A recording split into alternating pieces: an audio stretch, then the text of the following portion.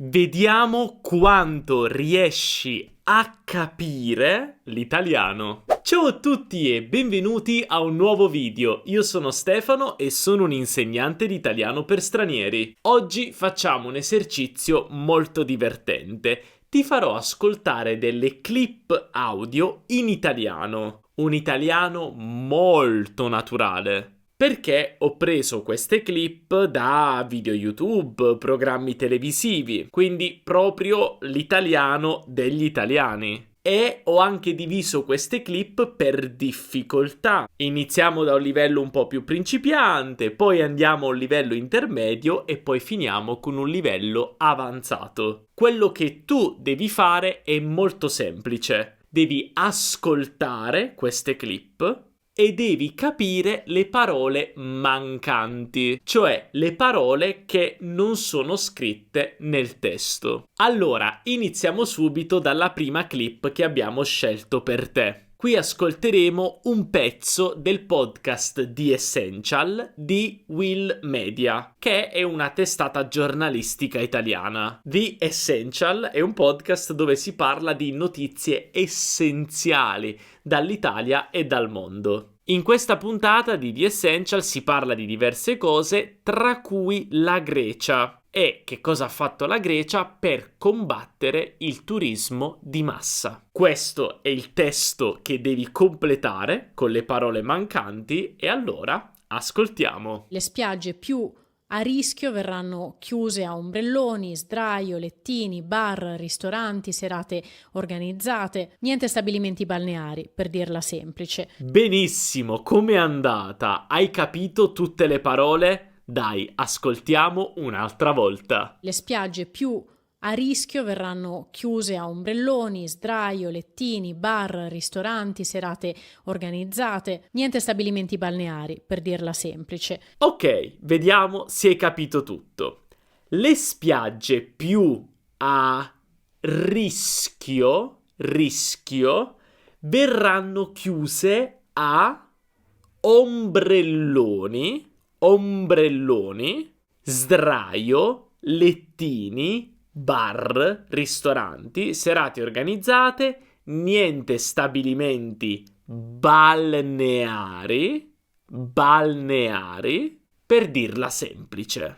Che cosa significa a rischio? Che qualcosa è a rischio? Beh, se io dico le spiagge più a rischio, sto dicendo le spiagge più in pericolo. Quindi qui cosa stiamo dicendo? Che le spiagge più a rischio, cioè quelle più in pericolo, che si stanno rovinando perché ci sono troppe persone, troppi turisti, verranno chiuse, cioè sarà vietato mettere ombrelloni. Ombrello è quello che usiamo per la pioggia, ombrellone è quello che usiamo al mare. Non sarà possibile mettere sdraio o lettini, non possono esserci bar, ristoranti, serate organizzate come una discoteca e proprio non ci saranno stabilimenti balneari, che in italiano chiamiamo anche lidi, cioè quelle organizzazioni sulla spiaggia dove di solito c'è un bar, ci sono gli ombrelloni a pagamento, forse c'è anche un ristorante, c'è un bagnino. Quindi lei dice, per dirla semplice, dato che non ci possono essere ombrelloni, lettini, bar, ristoranti, serate organizzate, non ci saranno stabilimenti balneari. Ora riascoltiamo la clip e sono sicuro che capirai tutto. Le spiagge più a rischio verranno chiuse a ombrelloni, sdraio, lettini, bar, ristoranti, serate organizzate, niente stabilimenti balneari, per dirla semplice. Ora andiamo avanti e ascoltiamo un pezzo da uno dei miei podcast preferiti, cioè Il Basement di Gianluca Gazzoli, che semplicemente intervista delle persone famose in Italia. E qui abbiamo l'intervista a Alberto Angela, un famosissimo divulgatore storico italiano. Ascoltiamo. E poi la conoscenza è come bere un bicchiere d'acqua dopo in una giornata molto calda. Ti dà soltanto piacere e ti ridà forza e energia. Com'è andata? Hai capito tutte le parole? Dai, ascoltiamo di nuovo. E poi la conoscenza è come bere un bicchiere d'acqua in una giornata molto calda, ti dà soltanto piacere e ti ridà forza e energia.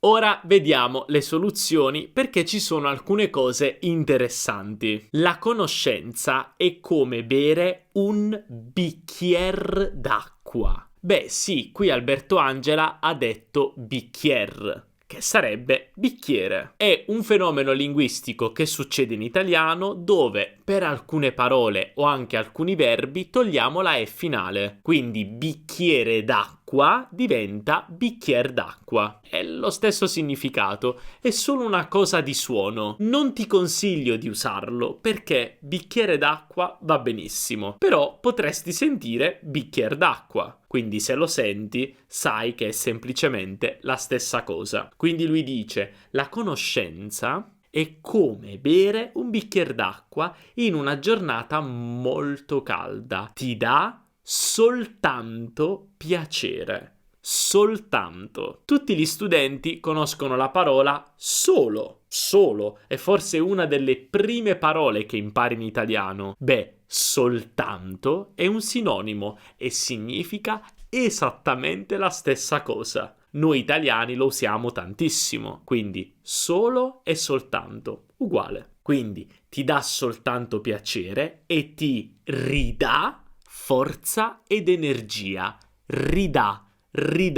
Che cos'è ridà? Beh, è semplicemente il verbo dare nella terza persona. Io do, tu dai, lui, lei dà. In questo caso la conoscenza ti dà forza ed energia, ma aggiungiamo davanti rida. Questo è un fenomeno molto frequente nella lingua italiana e anche in altre lingue. Quando aggiungiamo ri di fronte a un verbo, stiamo dicendo di nuovo, quindi ti dà di nuovo forza ed energia. Ed ecco perché la conoscenza è come un bicchiere d'acqua in una giornata molto calda. Se sei stanco, bevi un bicchiere d'acqua e hai di nuovo, il bicchiere d'acqua ti dà di nuovo forza ed energia. La conoscenza fa esattamente lo stesso. Riascoltiamo questa bellissima frase. E poi la conoscenza è come bere un bicchiere d'acqua in una giornata molto calda. Ti dà soltanto piacere e ti ridà forza e energia. Fantastico, allora come sta andando? Ora, prima di andare avanti, voglio dirti che se ti piace guardare contenuti come questo, quindi dei podcast, delle interviste, o comunque ti piace esporti a materiale autentico, devi assolutamente scaricare la nostra guida materiali utili, dove troverai più di 50 materiali utili per migliorare in italiano. Serie TV, film, podcast, canali YouTube, tutto materiale autentico. Troverai anche una divisione per livello, così puoi scegliere il contenuto più adatto al tuo livello. Puoi scaricare questo fantastico PDF scannerizzando il QR code che vedi qui sullo schermo o cliccando sul link qui sotto in descrizione. Inserisci il tuo nome, la tua email, scegli il tuo livello e ti manderemo questo fantastico PDF.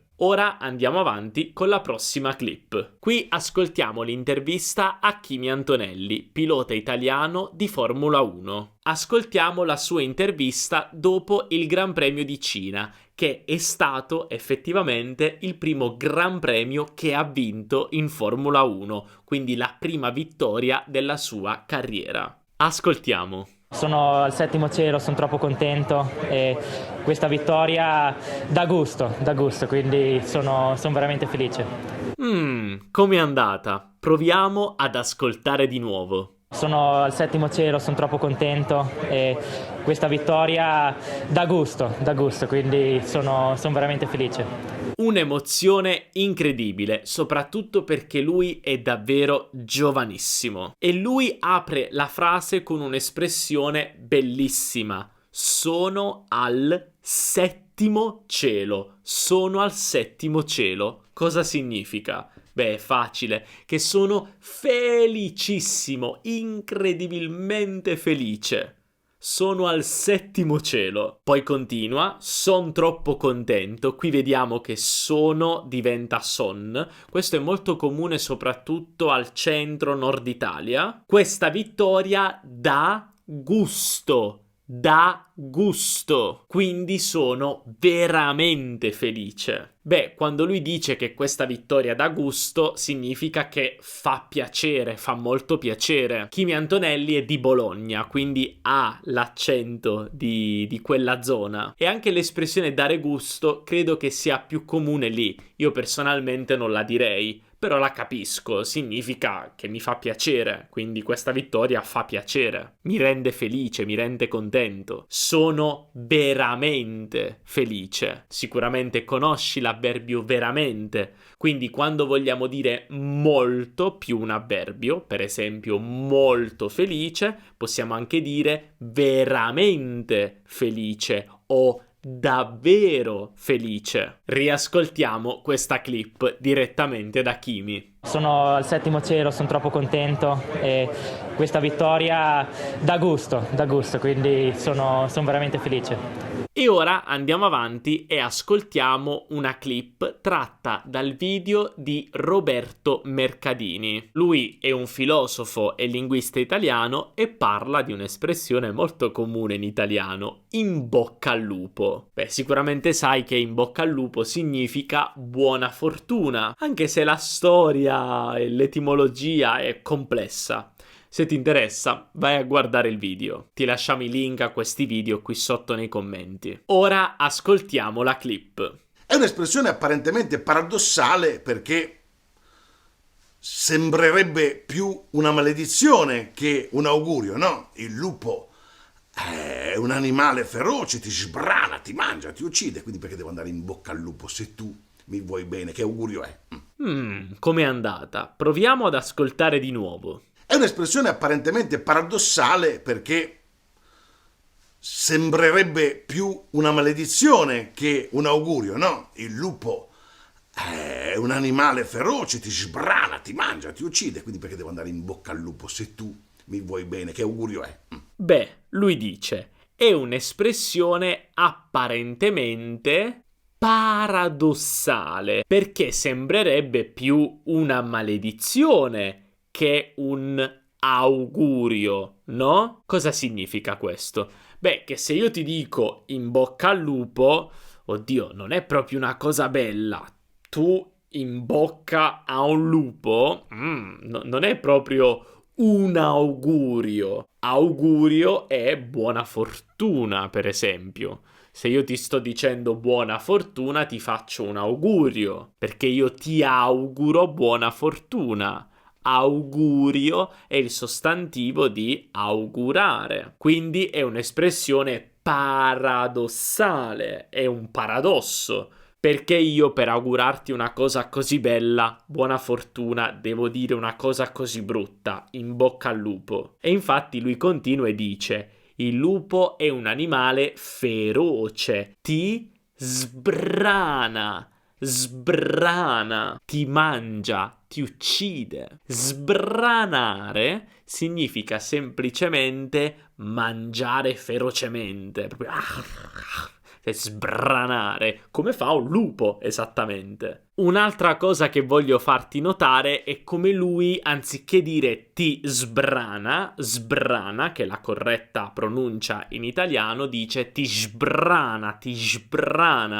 Quindi non è un sbr, ma è shbr. Questo non è, secondo me, una questione di accento, ma è un gioco. Cioè, stiamo modificando un po' la pronuncia della parola per rendere il significato più forte, ti sbrana. Però la pronuncia corretta è sbrana. Ed è questo quello che mi piace dei materiali autentici in italiano. La lingua non è controllata. Quando io parlo, sto controllando la lingua, perché so che dall'altra parte c'è una persona che sta lavorando sodo per imparare l'italiano e quindi voglio renderti la vita un po' più facile. Controllo un po' di più la lingua. Quando invece gli italiani parlano normalmente, non controllano la lingua. E quindi lui ha modificato la pronuncia del verbo sbranare per renderlo più forte. Quindi ora io ti spiego che non devi preoccuparti. La pronuncia corretta è sbrana. Lui dice sbrana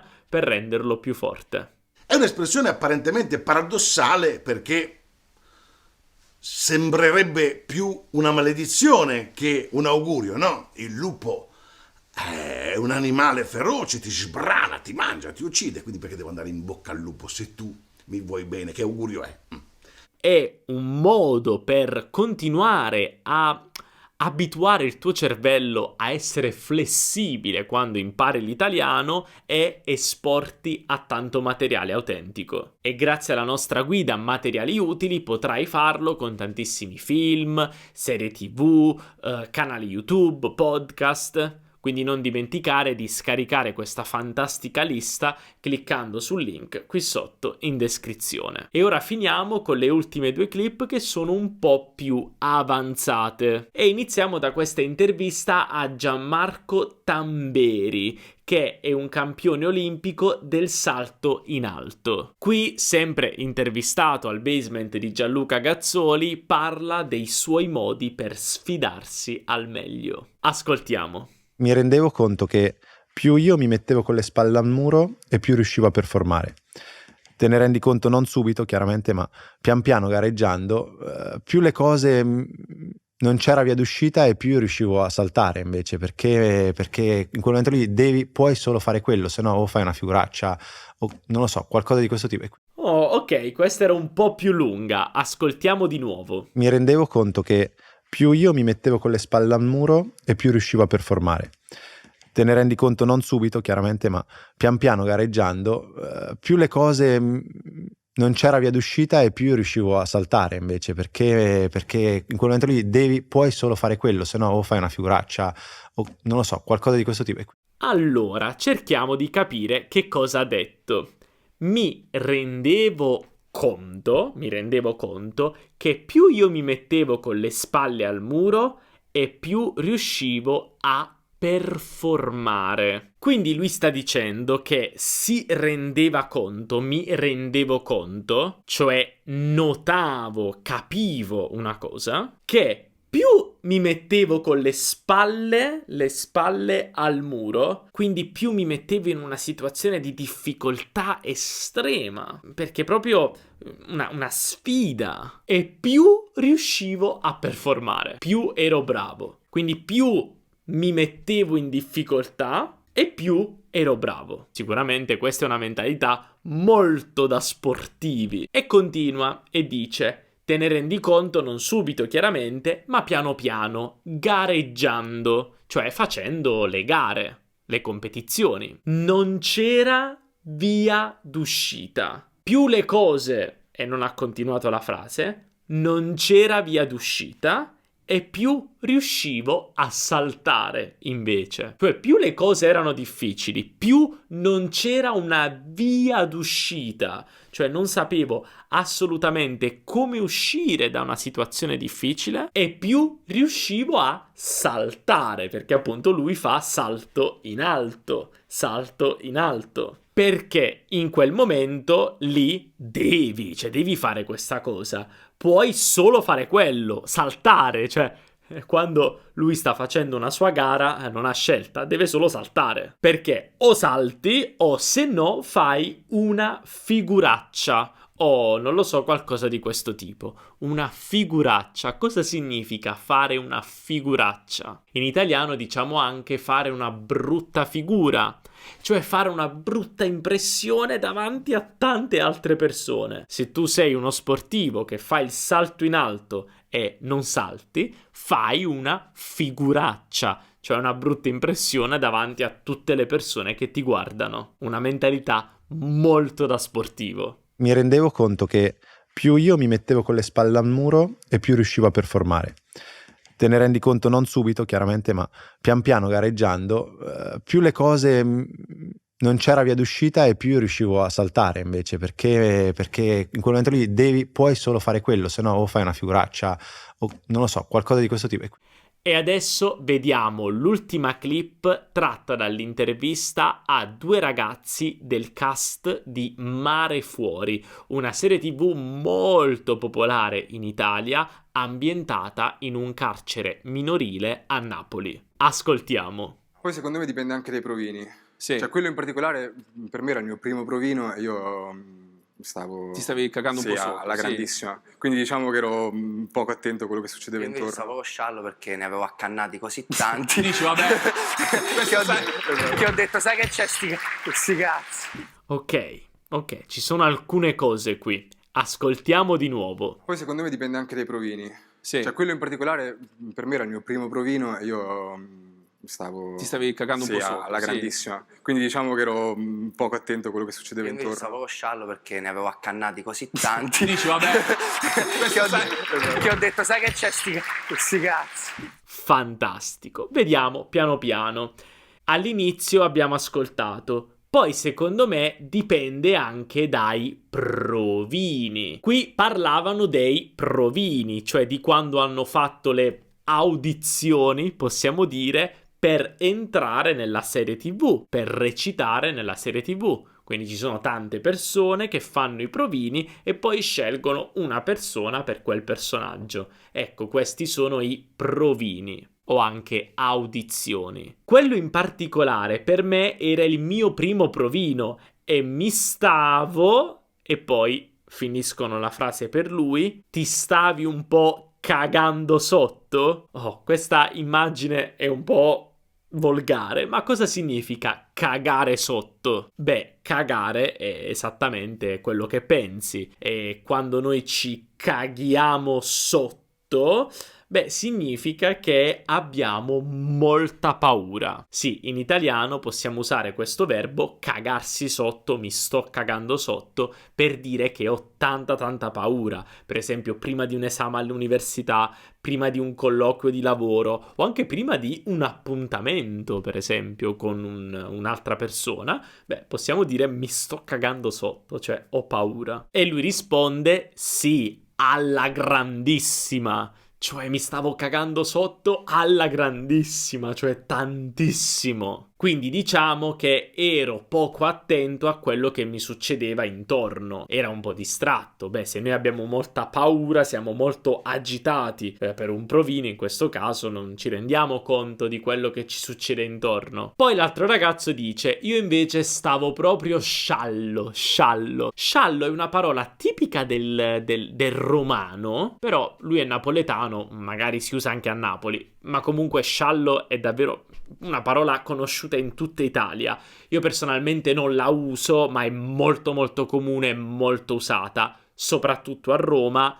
ma conosciuta da tutti gli italiani. E sciallo significa calmo. Quindi stare sciallo significa stare calmo. Lui dice, io non ero preoccupato, stavo proprio sciallo, cioè stavo calmo, ero calmissimo, perché ne avevo accannati così tanti che ho detto, sai che c'è? Sti cazzi. Prima di tutto voglio dirti che questo verbo, il verbo accannati, è un verbo credo del dialetto napoletano, però forse anche in romano, e significa, credo, perché non c'è una chiara indicazione sul web, significa fare tanto di qualcosa. Quindi lui perché era calmo? Perché era sciallo? Perché ne aveva fatti così tanti di provini che, vabbè, sti cazzi. E che significa sti cazzi? Beh, questa è un'altra esclamazione molto italiana che arriva sempre da Roma, ma la usiamo tutti, che significa non importa, non me ne frega. Attenzione, è un po' volgare, stiamo usando una parola volgare, però se diciamo sti cazzi significa ma che ce ne frega, ma non ce ne importa, non fa niente. Quindi lui dice io ero proprio sciallo perché avevo fatto così tanti provini che sti cazzi, non importa se va bene o male, è la stessa cosa, va bene. Riascoltiamo l'intervista. Poi secondo me dipende anche dai provini. Sì. Cioè, quello in particolare per me era il mio primo provino e io ti stavi cagando un po' sopra, alla grandissima. Quindi diciamo che ero poco attento a quello che succedeva Io invece intorno. stavo sciallo perché ne avevo accannati così tanti. Dici, vabbè, che ho detto, sai che c'è sti cazzi. Benissimo, abbiamo finito con questo test di ascolto. Com'è andata? Hai imparato nuove parole, nuove espressioni, nuovi verbi, ma soprattutto sei riuscito a trovare le parole mancanti?